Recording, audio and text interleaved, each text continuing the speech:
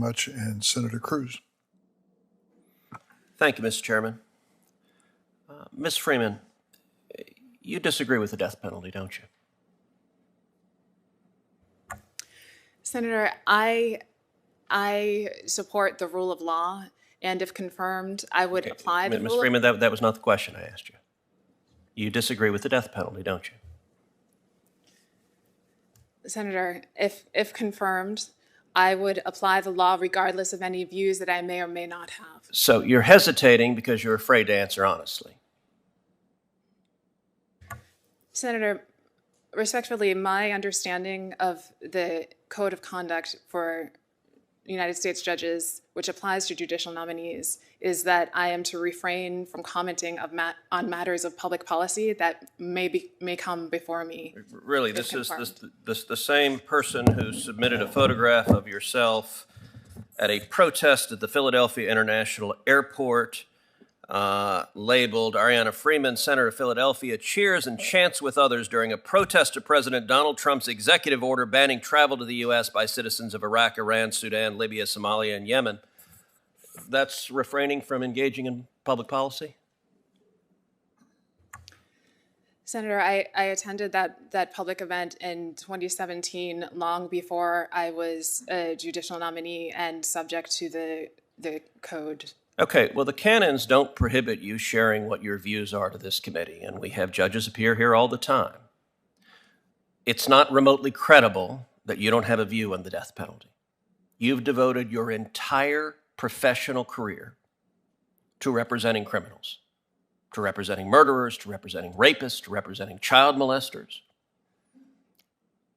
You believe the death penalty is wrong.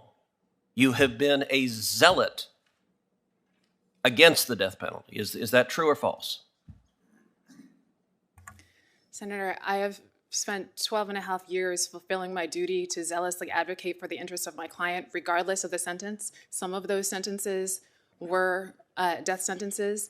For the past 8 or so years, I have worked on non-capital cases. Okay, well, I'll tell you, let's take the case that the Pennsylvania Supreme Court talked about, and Senator Hawley discussed this some.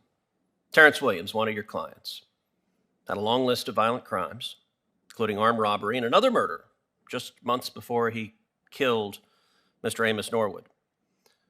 Mr. Williams had separately been convicted of murdering a different victim by stabbing him 20 times in the head, the back, the chest, clean through his neck, before then trying to burn his body. Apparently, this method of murder was one Mr. Williams was fond of, because his second victim, Amos Norwood, he blackmailed him to meet him in a cemetery, where Williams beat Norwood with a tire iron until he died. And then the next night, Williams returned to burn the victim's body. Terrence Williams is a bad guy. When you're faced with a repeat murderer about whom there are no serious questions of guilt, nobody doubts that this guy is a serial murderer.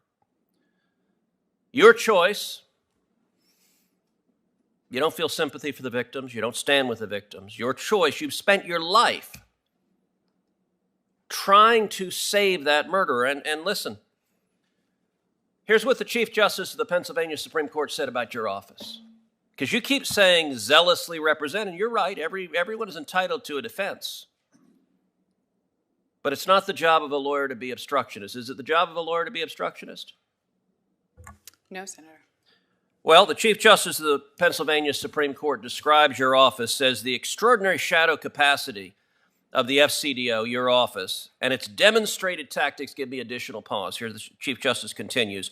Almost invariably without legitimate court appointment, without any Pennsylvania authority's approval or role of oversight, this private group of federal lawyers pursuing an obstructionist anti-death penalty agenda have essentially anointed themselves a statewide de facto capital defender's office.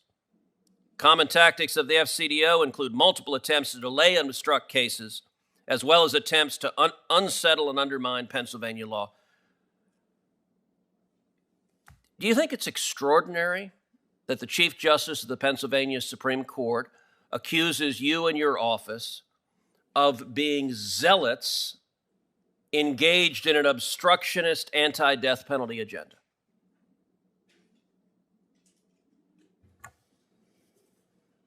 I'm not aware of how often something like that occurs, Senator. Well, I'll tell you, I've practiced law a lot of years. This is extraordinary.